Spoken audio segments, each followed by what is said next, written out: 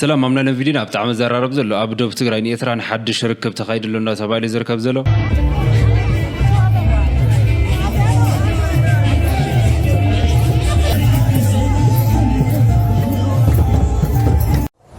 كمنا منقو تقرأني إثران زلو ركبات جنرالات إثيوبيا بزع ساعة متن قاتان دهابيهم زركبو مكلغال إثيوبيا بالعلي تمدوز فتور حيلتها سقومتي كوسيد كم زخنا بتهاجر نزركب دبلوماسيا ومحبرة مفلات وقليتهم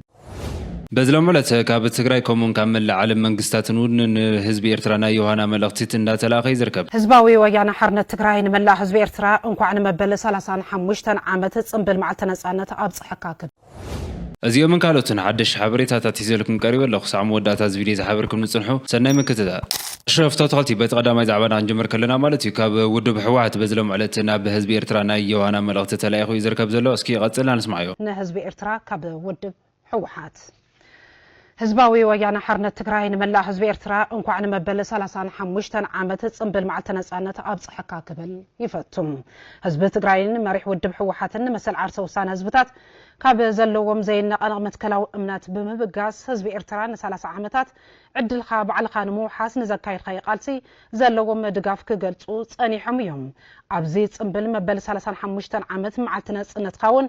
إذ قوامم داقيمهم كرقاقوص الخايفتهم حزب تقرأي حزب إرتران نوح عامتات أبزكايد وفتحوا قالسي كم حزبي أبح مقنة صبغن حبرا وعوات زدقاق فحوات حزبتاتيهم حزب تقرأي مريح ودب حوحاتن حزون مس حزب إرترا قونا قالوت حزبتات أبسناي قربتنان محزنة استمسرتا سلما وركبن حبرا ومعبالن كتناخر زلو وبهاقي إنا قلت حزب إرتراون نزركبن محزنة أب متنخار الجامقا كمتواص بمتماني كبل قليس اللهم دقيمنا انكو عن مبل سلسان حموشتن عامت صنبل معلتنا صنتقا أبس حكا كنبلي فتو زلالمو زخرن ما قوسن سواتنا حزبا ويانا حرنا تقرأي الشيء كاز مقال أب منقو تقرأي إرترانا أب كل تيزبتات تجمير زل ركب مالتي تصمدو أب زح الساعة كاب جنرالات إثيوبيا متن قطان دا توابي زركب زلو اسكي تمتن قطان تا يزبل اسكي قتلنا نسمعيو مكلغال إثيوبيا بالعلي تمدوز فتور حيلتها سقومتي كوسيد كم زخنا بتهاجر نزركب دبلوماسيا ومحبرة مفلات وقليتهم حيلتات مكلغال إثيوبيا تمدو بزبل منكساس بيلون العلاونة إثيوبيا سقاز فتر منكساس انتليو زوسر سقومتات زملكتها بتهاجر دركب دبلوماسيا ومحبرة سباتي كم زحبر فليتهم مكلغال سراوت إثيوبيا قدام وركبن وتهدرهم تحجازن نزم منكساس كايد زلو عكلات نمرت كنوردينا بزبل منكساس انترا جميرهم تسقومت زخفي كون كبل آتنك غلام مجر جنرال تويشم بقموشو تمال عربي قنبت 14 كلتشن 10 شمنتر عام تمرت بهاجراو تلفزيون اب استفندو قال محتت نزف لتخين ملو اتي ناستات 21 دقائق زوسد قال محتت ابتي صمد زبحال منقصاص زت كورينيرم قال محتت مجر جنرال تويشم بقموشو استفلالي ኢትዮጵያውያን ተቋምትን ሱዳናውያንን ኤርትራውያንን ተባሂሎም ምስተለለዩ ውልቀ ሰባትን ኣብ ሱዳን ከተማ ፖርት ሱዳን ኣኼባ ከካይዱ ዘርኢ ቪድዮ ድሕሪ ምዝርግሑ ድሕሪ ሒደት መዓልታት እዩ ዝተፈነወ እቲ ነቲ ፍጻመ ዘርኢ ቪድዮ ምስ መንግስቲ ኤርትራ ብትንሳር ዘለዎ ህድሞና ቲቪ ኣብ ዝተባሃለ ናይ ዩቱብ ቻነል ተዘርጊሖም ቅድሚ ሕዚ ጽምዶ ብዝብል ቃል ኣብ መንጎ መራሕቲ ህዝባዊ ወያነ ሓርነት ትግራይ ህወሓትን ኤርትራን ዘሎ ዝምድና ንምግላጽ ይጥቀሙሉ ነይሮም ክሳብ ሕዚ ክልቲኦም ወገናት ብደረጃ ኣመራርሓ ዝምድና ከም ዝመስረቱ ብግልጽ ኣይገለጹን ሜጀር ጀነራል ተሾመ ጎመቹ ትማላ ኣብ ዝገበረ ቃለ ማሕተት ካብ ቀረባን ጀሚሩ ጽምዶ ዝተባሃለ መስርሕ ተኻይዲ ብምባል ብዛዕባ እንታይነት እቲ ጉዳይ ተሓቲቱ ኣብ ዝሃቦ መልሲ ነቲ ምንቅስቃስ ፀረ ላዕላውነት ክብል ዝገለጸ እንትኾን ኣብራኾም ኣብ ትሕቲ ኣርዑት ፈርዖን ዘእተው ገለ ኣካላት ኢትዮጵያውያን ኣብቲ ከባቢ ብዘለዉ ጉጅለታትን ዝተፈጠረ ምዃኑ ገሊፆም ሓይልታት ምክልኻል ኣብ ኢትዮጵያ ዓስኪሮም ዘለዉ ኣባላት ማሕበረሰብ ወተሃደራዊ ዲፕሎማሲ ብዛዕባ እዚ ጉዳይ ጽቡቕ ሓበሬታን ኣፍልጦን ክህልዎም ሰፊሕ ስራሕ ከም ዝሰርሑ ኣፍሊጦም ብመሰረት ዳይሬክተር ርክብ ወፃን ወተሃደራዊ ምትሕባርን ሓይልታት ምክልኻል ንኣምባሳደራቶም ቀዳምነት ሰባትን ኣካላትን ስለዝኾኑ ንኣተሓባበርቲ ብዛዕባ ኩነታት ምሕባር ኣድላይ ነይሩ ክብል ገሊፆም ብተወሳኺ ጽባሕ እዚ ሓሳብ ናብ መሬት ነውርዶ ዝብል ኣካል እንተልዩ እቲ መልሲ ድሮ ንዲፕሎማስያዊ ማሕበረሰብ ዝተነገረ ጉዳይ ክኸውን ኢሎም ጽባሕ ምዛ ሓሳብ ዝተኣሳሰር ዓብዪ ሰጎምቲ ዝሓትት ጉዳይ እንተተላዒሉ ፍቓድ ዝኾነ ሰብ ምሕታት የድልን ፈተውትናን መሳርሕትናን ወጻተኛታት ነዚ ሓሳብ ክርድዎ ግቡእነት ኣሎ እዚ ድማ ጌርና ኢና ይብል ሜጀር ጀነራል ተሸመ ወሲኹ ድማ ሚኒስትር ጉዳያት ወፃኢ ኢትዮጵያ እውን ኣብዚ ጉዳይ ከምኡ ክገብር ዝብል እምነት ከም ዘሎ ኣፍሊጦም እዚ ምንቅስቃስ ንሰላም ድሕነትን ኢትዮጵያ ስጋት ተባሂሉ ከም ዘይቁፀር ዝገለጸት ዳይሬክተር ነቲ ሓሳብ ንምትግባር ዝተወሰደ ስጉምታት ተጠንቂቖም እንተኾነ ግን ነዚ ናይ ጽምዶ ሓሳብ ዝምልከት ነዚ ወፍሪ ናብ መሬት ክነምጮ ኢና ኢሎም ምንቅስቃስ እንተገይሮም ከም ላዕላዊት ሃገር እዚ ትካል እዚ እውን ከም ሓደ ላዕላውነት ኢትዮጵያ ንምሕላው ዝሰርሕ ኣካል መንግስቲ ዝተኣዘዘ ሓላፍነት ዝተዋሃበዩ ከም ሰብ ኣብ ሓዊ ከኣትዉ እዮም ኢልና ኣይንሓስብን ኣይንኣምንን ኢሎም ሓይልታት ምክልኻል ንማሕበረሰብ ዲፕሎማስያዊ መብርሂ ዝሃበ መደብ ጽምዶ ኣብ ፖርት ሱዳን ኣብ መንጎ ኢትዮጵያን ሱዳንን ዝነበረ እሺ ከም ሰማ ዘለኹም ዝሓበሬታ ማለት እዩ ኣብ መንጎ ትግራይን ኤርትራን ተጀሚሩ ዘኒአ ናይ ክልቲኡ ህዝብታት ርክብ ጀነራላት ኢትዮጵያ ማለት እዩ ስጉምቲ ክንወስድ ኢና እንዳብሎም ዝርከብ ዘለው እዚ ነገር እዚ ድማ ናብ መሬት ክወርድ ከምዘይብሉ ንድሕር ወሪዱ እውን ስጉምቲ ክንወስድ ኢና እንዳብሎም ዝርከብ ዘለው እስኪ ዘለኩም ሪቶን ሓሳብን ኣብ ኮመንት ጻሓፉለይ እሺ ካብዚ መቕጻል ካብ ዝተፈላለዩ ሃገራት መንግስታትን ማለት እዩ ናብ ኤርትራ ናይ ዮሃና መልእኽቲ እንዳተላኸ ዝርከብ ዘሎ እስኪ ይቐጽልና ንስማዕዮ ፕሬዚደንት ሕቡራት መንግስታት አሜሪካ ዶናልድ ትራምፕ ፕሬዚደንት ፌዴሬሽን ሩሲያ ቭላድሚር ፑቲን ፕሬዚደንት ሪፐብሊክ ዛምቢያ ሃካያንደ ሂችሌማ ፕሬዚደንት ሪፐብሊክ ስሪላንካ አኑራ ኩማራ كمون نقص يردانوس عبد الله داغماوي بمغنيات مبل 35 عامت بعل ناصنت ናብ ህዝብን መንግስትን ኤርትራ ናይ ዮሃና መልእኽቲ ሰዲዶም ኣብቲ ብስሞም ከመውን ብስም መንግስታቶምን ህዝብታቶምን ዝሰደድዎ መልእኽቲ ንፕሬዚደንት ኢሳያስ አፈወርቂ ሙሉጥዕና ንኤርትራን ህዝባን ድማ ራህዋን ምዕባልን ተመንዮም እቶም መራሕቲ ወሲኾም ሕውነታውን ሽርክነታውን ዝምድናታት ሃገራቶም ምስ ኤርትራ ንምዕባል ከም ዝሰርሑ አረጋጊጾም ፕሬዚደንት ሕቡራት መንግስታት አሜሪካ ዶናልድ ትራምፕ አመልእኽቱ በምክንያት መበል 35 ዓመት ናጽነት ኤርትራ በስሜን በስም ህዝብ አሜሪካን ዮሃና እብል ንመንፈስ ጽንዓትን ተጻዋርነትን ህዝብ ኤርትራ ከመውን ንሃገራዊ ልኡላውነት ኤርትራ ንዘለካ ተወፋይነት አኽብሮተይን አድናቆተይን ገለጽ ፕሬዚደንት ትራምፕ አስዒቦም ከም ተዓሚ ኣብ ሰደድኮ መልእኽቲ ዝገለጽክዎ ዝሓለፈ መዋእል ሕቆና ሂብናዮ ስለ ዘለና ንቅድሚት ክንስጉም ከመውን ንሓባራዊ ሰላምን ብልጽግናን ዞባ ቀርና አፍሪካን ቀይሕ ባሕርን በሓባር ክንሰርሕ እቲ ምቹእ ግዜ ሕጂ ኮይኑ ይስማዓኒ ኢሎም كم تريبو ዘለኹም ተመልእኽቲ አንተ ባብ ቅድሚ ዝነገርኩኹም መልእኽቲ ናይ ፕሬዚደንት ዶናልድ ትራምፕ ናብ ፕሬዚደንት ሃገር ኤርትራ ፕሬዚደንት ሃገር ኤርትራ ናብ ህዝቢ ኤርትራን ዘቕንዕዩ ንዑዩ መጽዩ በአካል የንብበሎም ሰንዩ ግን ምቕሉልነት ምውሳኽ ድማ ብትግርኛ ድማ ተመየለኻትኩም በመባል ገለ ጽቡቓት ቃላት ናይ ትግርኛ ተጠቂሙ ዝውን አኽብሮት ዘርእዩ ናይ ብሓቂ ጽቡቕ ደረጃ ኢና ዘለና ዲፕሎማሲ ናብ ጽቡቕ ይኸይድ ኣሎ ንቻርጅ ዲ አፌር ናይ ኤርትራ ኣቶ ብርሃነ ገብረ ህይወት እውን ንኩሎም እቶም ናይ ኤርትራ ኣብቲ ኤምባሲ ናይ ኤርትራ ዝሰርሑ ዳዊት ሃይለ ሓድነት ገለታ ካልኦት ኣብኡ ዘለዉ ዝያዳ ድማ እቲ ፓብሊክ ዲፕሎማሲ ዝበሃል ብዙሓት ኤርትራውያን ኣብ አሜሪካ ለይትን መዓልትን ደኺሞም ለይትን መዓልትን ተወያዮም እዩ እዚ ንሪኦ ዘለና ደረጃ ምርድዳእ ተበፂሑ ዘሎ ናይቲ ኩሉ ዝደኸምዎ ድማ ፍረፃሞም ነቲ እገዳ ተላዒሉ ኤርትራ ናብ ዘለየቶ ትሕንበበሉ መድረክ ክፍጠረሎም ልዕልማን ዝፀዓሩ ካብዛ ኩርሰይ ሓፊለ የቐንየለይ ይብሎም ኣለዃነ የቐንየልና ብሽም ኩሎም ተኸታተልቲ ናይዚ ቻነል ነቶም ኩልኩም ዝደኸምኩምን ዝፀዓርኩምን ኣብ ደገ ኮይንኩም ኣሜሪካ ብፍላይ ዝፀዓርኩም ኣብ ኤውሮጳ ዝፀዓርኩም ልዕሊ ኩሉ ድማ ንመንግስትን ህዝብን ሰራዊትን ኤርትራ እንኳዕ ብዝብቃዓካ ክብለ ይደሊ መጻኢ ድማ ንኩሎም ነቶም ኤምባሲ ዝተገበረ ስራሕ ኣብ መንጎ ክልቲኦም ዝግበር ዘሎ ስራሕ ብጽቡቕ ይረዳድኡ ከም ዘለዎ ኣመስጊኑ ነቲ ንቕጽሎ ዘለና ጉዕዞ ድማ ብጣዕሚ ጽቡቕ እናበለ ዝገልጽ ዘሎ ተስፋ ንገብር ናብ ዝበለፀ ክወፅእ ናይ ክልቲአን ሽክርነት ድማ ናብ ዝለዓለ ደረጃ ንክኸይድ ከም ዝምነ ዘሎ እዩ ዝነግር ሰናይ ምንዮትና ድማ በዚ ኣጋጣሚ ክንገልጽ ንፈቱ ሽፍታትልቲ ከም ሰማ ዘለኹም ማለት እዩ ኣብዚ ሰዓት ኣሜሪካ ምስ ኤርትራ ዘለዋ ዲፕሎማሲ ማለት እዩ ብጣዕሚ ኣጠንከረ ቢላ ማለት ደረጃው ልዕለ ቢላ ሒዛቱ እያ ትርከብ ዘላ ብጣዕሚ ተገዳስነቱን ሂባቱን እያ ትርከብ ዘላ እስኪ ዶናልድ ትራምፕ ናብ ኤርትራ ዝለኣኸዎ ደብዳቤ ማለት እዩ እንታይ ይመስል ነይሩ ዝብል ቀፂልና ንስማዕዮ ትራምፕ ኣሜሪካን ኤርትራን ብሓባር ንቅድሚት ክግስግሳን ኣብ ዞባ ቀርኒ ኣፍሪቃን ዞባ ቀይሕ ባሕርን ድማ ንሰላምን ብልጽግናን ብሓባር ዝሰርሓሉ ግዚኡ ኣኺሉ ምህላውን ጽኑዕ እምነት ከም ዘለዎን ናብ ፕሬዚደንት ኢሳያስ ኣብ ዘመሓላልፎ መልእኽቲ ገሊጹ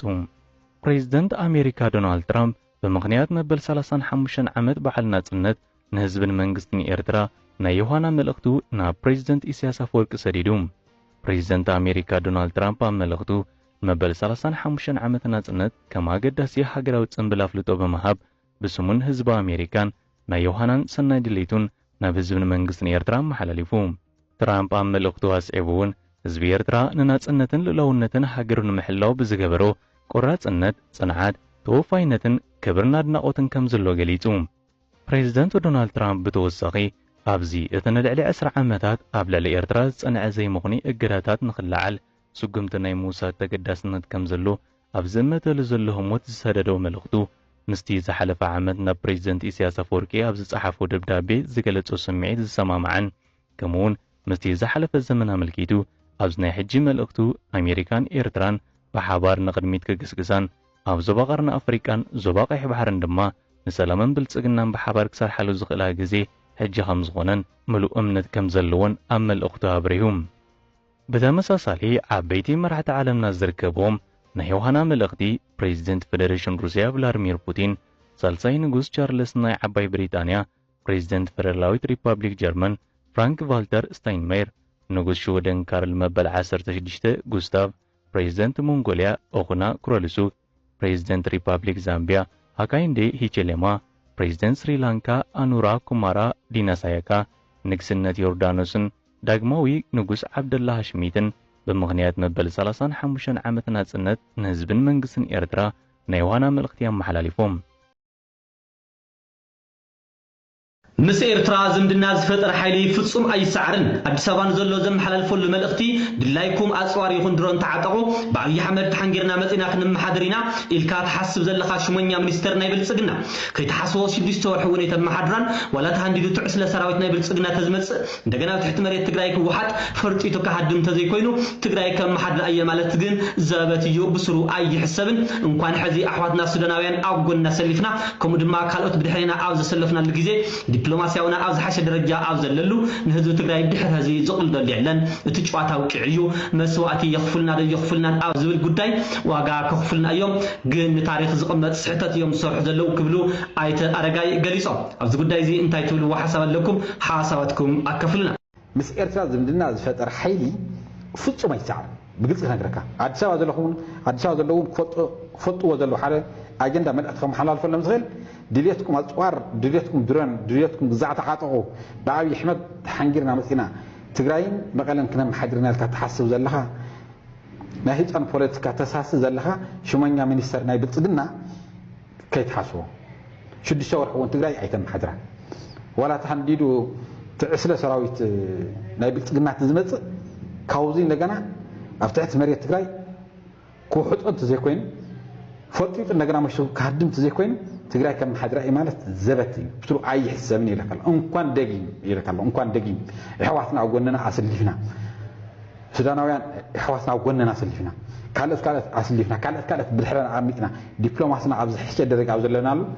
ኣብ ዓፋር ኣብ ዝኾነ ሆቴል እኒሆ ናብኡ ንዑ ብሽኩት ኣለና ገንዘብ ኣለና ከምዚ ግዛዕ ዝናበልካ ቆልዑ ለወብ ክትገብር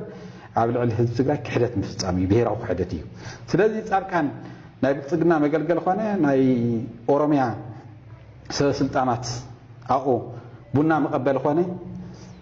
መሳሰይ ኾነ ንህዝቢ ትግራይ ድሕሪ ህዝቢ ይደሉ የለን ስለዚ ኣውቂዕ ጨወታ ኣውቂዕ እዩ ዋጋ ከኽፍልና ይኽእል ዶ የስ ዋጋ ክንከፍል ኢና ከኽፍልና እዮም ንታሪክ ግን ዝቕመጥ ስሕተት ይሰርሑ ኣለዉ